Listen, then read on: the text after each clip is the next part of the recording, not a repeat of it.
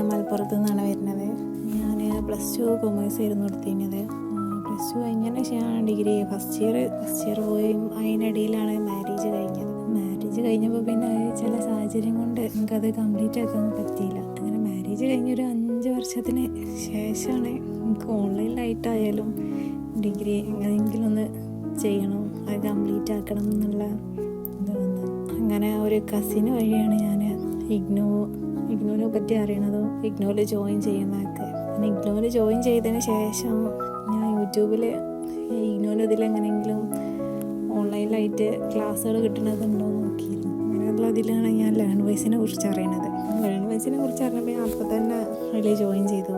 അവിടെ ഒരുപാട് കുടുംബക്കാരൊക്കെ പറഞ്ഞിരുന്നു, ഇനിയിപ്പോൾ ഈ പഠിക്കാൻ നിൽക്കണോ, BCom ഒന്ന് ഓൺലൈനായിട്ട് ചെയ്താൽ എന്നെക്കൊണ്ട് കഴിയില്ല.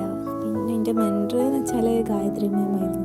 മാമെന്ന് വെച്ചാൽ എല്ലാ ആഴ്ചയും വിളിക്കും, എല്ലാ കാര്യവും അന്വേഷിക്കും. ഫസ്റ്റൊക്കെ എന്ന് വെച്ചാൽ എനിക്കൊരു ഒരു ഡൗട്ട് ഉണ്ടായിരുന്നു, എന്നെക്കൊണ്ടത് കഴിയുമോ, ഇപ്പം എത്ര ഗ്യാപ്പ് വന്നതല്ലേ, ഇപ്പം ഞാൻ കഴിയുമോ അങ്ങനെ ഇങ്ങനെ എന്നൊക്കെയുള്ളൊരു ഡൗട്ട് ഉണ്ടായിരുന്നു.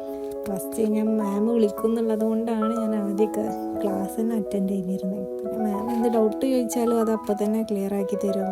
മാം വിളിക്കുമ്പോഴാണ് അത് ബുധനാഴ്ചയാണ് എന്നുള്ള എനിക്ക് ഓർമ്മ ഉണ്ടാവില്ല. ഇൻഷാ അല്ലാഹ് അപ്പം ഇതിനെ കൊണ്ട് സാധിക്കും എന്നുള്ളൊരു കോൺഫിഡൻസ് ഇപ്പം ഉണ്ട് എനിക്ക്.